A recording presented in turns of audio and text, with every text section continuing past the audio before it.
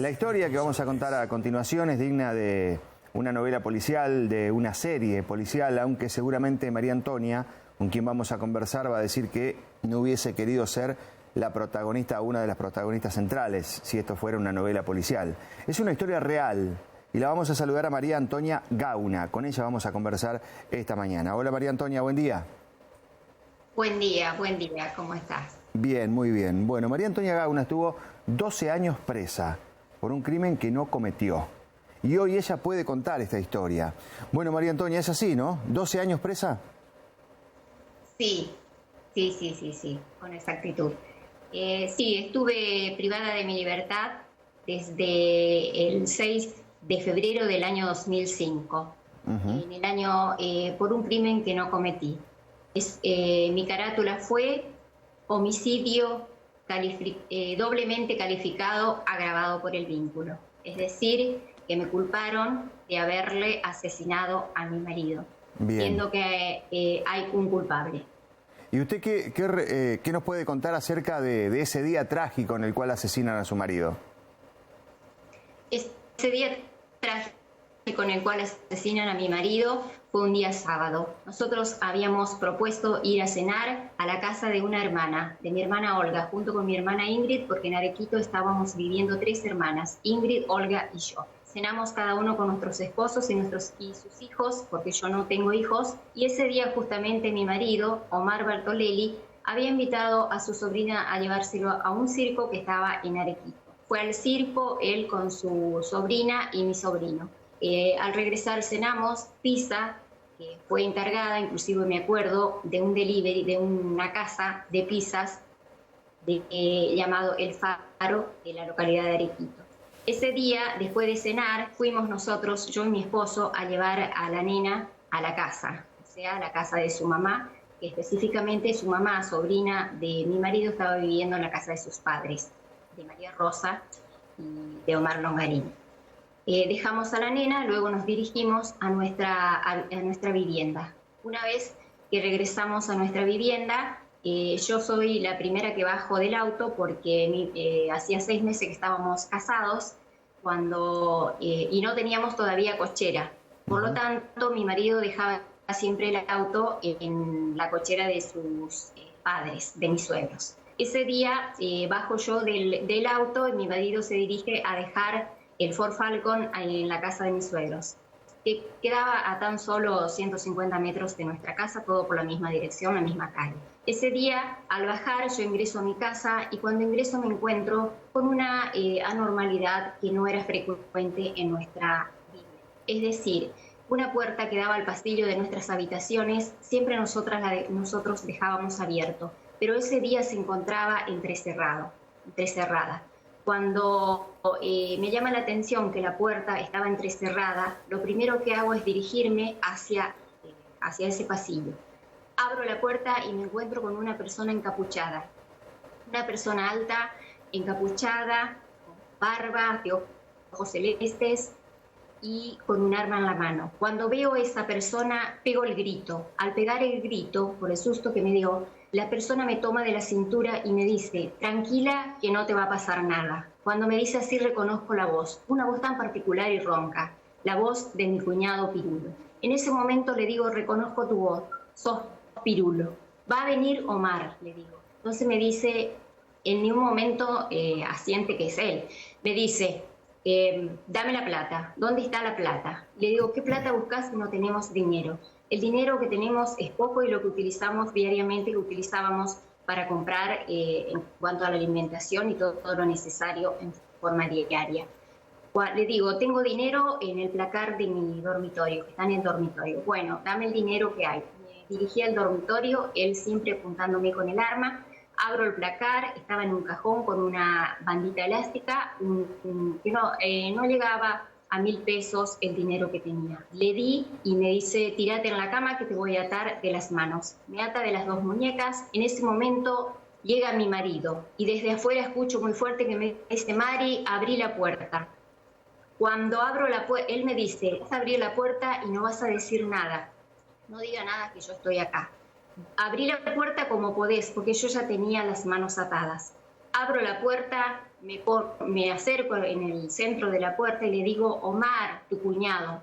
Cuando Omar, mi marido, volvió en bicicleta, dejó su bicicleta, tenía la bicicleta en la mano y con el susto, él se acercó detrás mío, una persona alta, y le dice, ¿qué haces, pirulo? Y del susto se le cae la bicicleta que queda en el porche de la casa. Dice, entren, y amenazándonos, apuntándonos con el arma, dice, entren porque los mato. En ese momento nos hizo arrodillar en el comedor, cerca de la mesa y mirando hacia la pared. Luego le ató a mi marido. Una vez que le ató, pedía constantemente dónde está la plata. ¿Por qué pedía plata? Porque mi marido tenía que hacer una transacción el día anterior. El día viernes tenía que retirar dinero del Banco Bicel de Santa Fe para pagárselo a su papá que había comprado un tractor. Pero no lo sacó porque el contador el señor del banco le dijo que no sacara porque en Arequito estaba habiendo robos y era peligroso. En ese entonces 25.000 pesos era mucho dinero.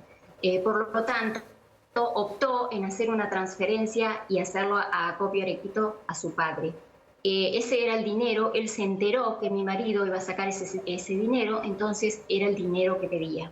Cuando nos dejó arrodillados, quedamos arrodillados, él pedía constantemente la plata y mi marido le dice, no tenemos plata, pirulo, ¿qué plata querés? Entonces mi marido, yo ya vi la plata que tenía en el placar y me acordé que tenía guardado un dinero en el bañito sin terminar interno de nuestra habitación, cerca de nuestra habitación, y le digo, tengo un dinero que es de mi hermana Olga que me da, que guarde, porque estaba ahorrando para los 15 años, festejar los 15 años de su hija Laura. Entonces le digo, tengo dinero, pero lo tengo más dinero en el bañito. Bueno, levantate y busca. Con las manos atadas como pude, busqué el dinero que tenía en una caja de una frazada, porque nosotros nos casamos en el mes de julio, esto pasó en febrero, todavía teníamos cosas que nos regalaron nuevas. Es decir, en una caja de una frazada yo tenía en una bolsita el dinero que me daba mi hermana y detallado en un papelito todos los días que me daban y el dinero en cantidad, la cantidad que me daban para guardar. Entonces le doy el dinero y le digo, lo único que te pido es que me dejes ese escrito, le digo, ese detalle, porque yo ese dinero le tengo que devolver a mi hermana Olga. Luego nuevamente me hizo arrodillar al lado de mi marido, siempre apuntándonos con el arma. En ese momento siguió pidiendo más plata porque no alcanzaba la plata que él estaba queriendo. Dice, bueno, ahora les voy a dar de tomar algo y se van a ir a dormir y después, mañana temprano cuando se levantan, hagan la denuncia, cuando se despierten. Se dirige hacia el bañito, trae una bolsita de papel madera y saca de la bolsita de papel madera una sustancia, algo efervescente era, porque se dirige hacia la cocina, retira de la heladera Coca-Cola, 2 vasos y se sentía que se revolvía.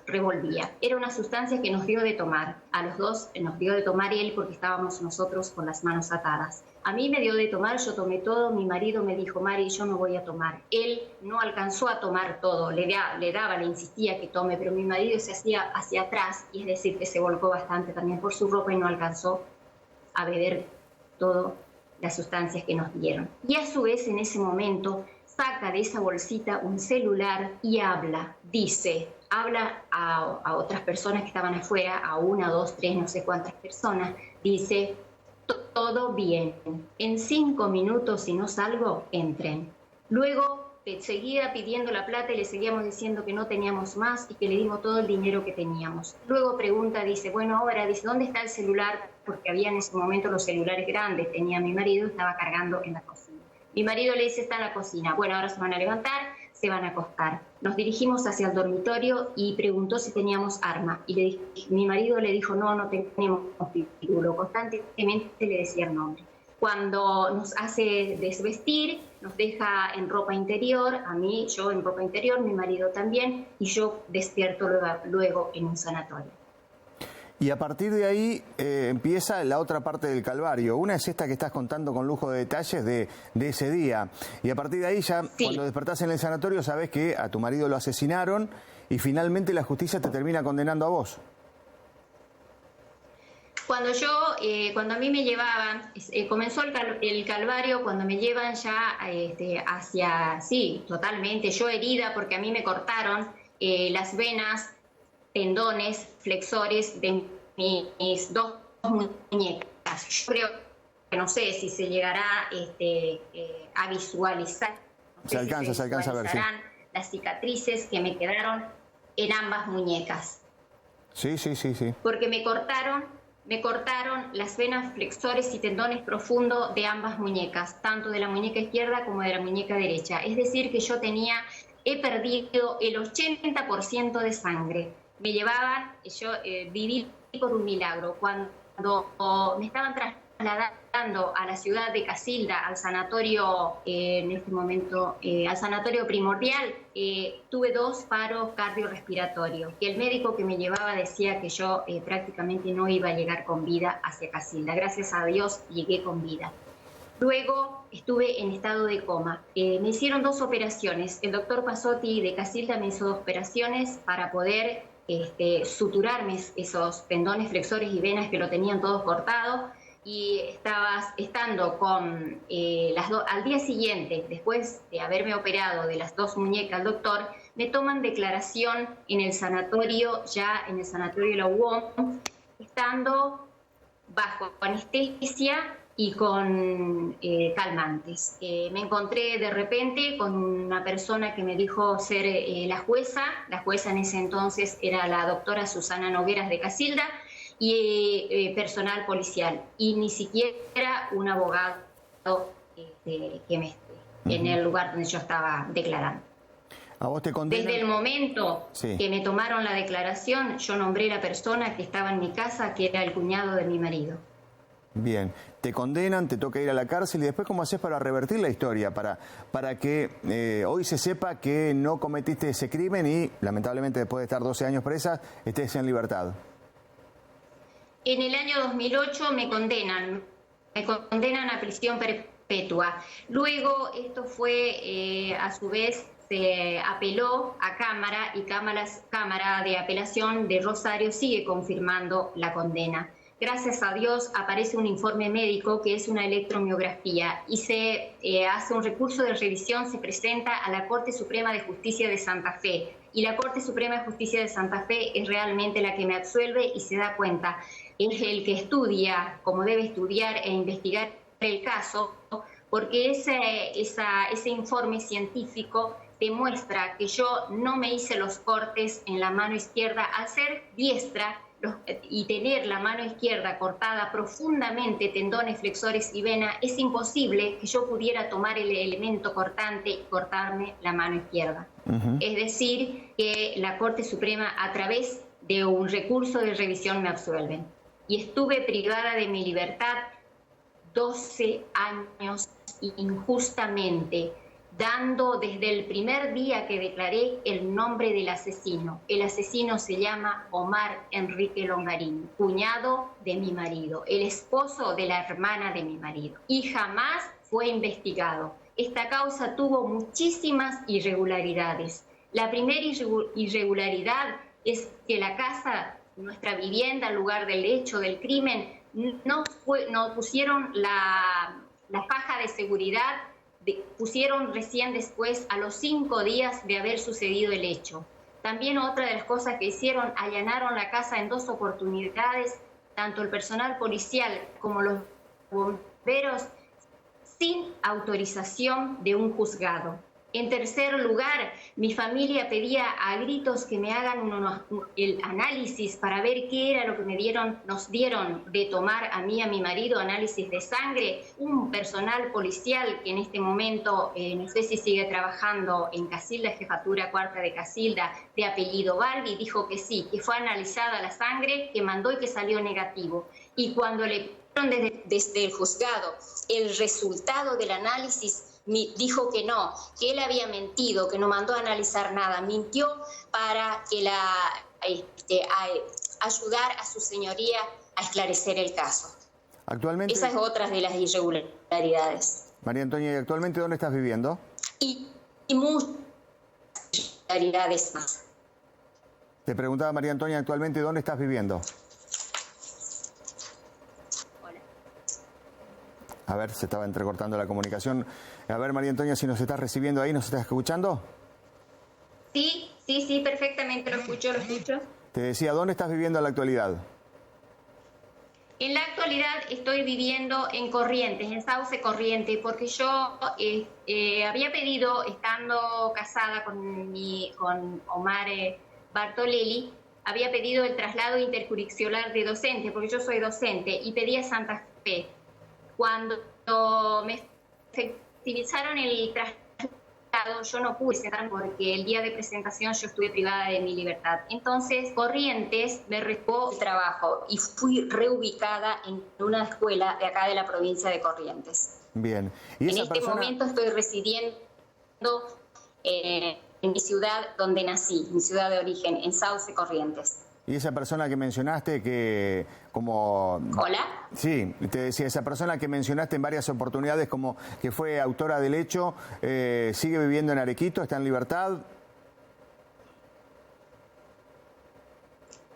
Bueno, se nos interrumpió el contacto con María Antonia Gauna, con ella estábamos conversando, una historia muy particular. Va a ser indemnizada, María Antonia, después de estar 12 años presa por la provincia de Santa Fe. Más allá de que esté viviendo en Corrientes, bueno, todo ocurrió en Arequito. Ella mencionaba Arequito, mencionaba Casilda también. Ahí vemos una foto de hace unos años de ella con su marido, con Omar, justamente la persona que fue asesinada, ¿no? Pero, bueno, es una historia que incluso se ha hecho viral en las últimas horas, se ha hecho muy popular por todo lo que sucedió. Ella contó con lujo de detalles lo que pasó esa noche y también algunas cuestiones que sucedieron después, ¿no? Incluso apuntando directamente a una persona que cometió ese crimen y que ahora está en libertad. Bueno, queríamos tener presente esta historia que ha ocurrido aquí en la provincia de Santa Fe, repito, en Arequito. Ahí me dicen que recuperamos la comunicación con María Antonia, simplemente para ir cerrando. María Antonia, yo lo que te preguntaba es si, a ver, si nos estás escuchando ahí. Otra llamada, otro periodista, por eso. Ahí la vemos. Sí. Bueno, María Antonia, sí. Te preguntaba, esa persona, tu cuñado concretamente, tu ex cuñado, esa persona que mencionaste, ¿sigue viviendo en Arequito? Sí. Mi excuñado, es decir, Omar Longarini, sigue viviendo en Arequito, sigue recorriendo las calles de Arequito. Un asesino sigue suelto caminando las calles de Arequito. Sí, él está viviendo. Y le digo más, en mi casa, la vivienda de mi vivienda junto a mi marido, que lo construimos, en esa vivienda está la hija de esta persona. Y constantemente esta persona está en mi casa. Está en Arequito y nunca fue investigado, nunca. Desde el momento que yo lo nombré jamás fue investigado. Yo he sido objeto de investigación, siempre todo lo que las pruebas estaban para incriminarme. Desde que recuperaste la libertad, ¿directamente te fuiste a Corrientes o estuviste en Arequito un tiempo? Desde que recuperé mi libertad iba y venía porque por la causa judicial tenía que viajar a Arequito. Pero iba a la casa de mi hermana porque yo no tengo otro lugar donde vivir. Todavía estoy pidiendo a la justicia que me devuelvan mi casa, que me devuelvan mis pertenencias, porque todavía sigo insistiendo, sigue la injusticia conmigo después de haber estado en libertad. Y va a ser 5 años que yo estoy en libertad y no puedo recuperar nada. Corrientes me pide mi título de docente y todavía puedo recuperar. O sea, ni mis pertenencias, ni mi título, ni siquiera mis objetos, valores personales. María Antonia, te queremos agradecer mucho este testimonio, este contacto con Buen Santa Fe aquí a través de la pantalla de Telefe Santa Fe. Fuiste muy amable. Muchísimas gracias a ustedes. Lo único que quiero pedir es justicia por mi marido, Carlos Omar Bartolelli. También quiero recuperar mis cosas y quiero ser parte heredera de todo lo que le correspondía a mi marido. Pero lo más importante, justicia por mi marido, Carlos Omar Bartolelli. Muchas gracias a ustedes. Que tengas un buen día, María Antonia. Gracias. María Antonia Gauna conversando con nosotros. Hoy ella viviendo en Corrientes, más allá de que, repetimos, todo esto sucedió en Arequito.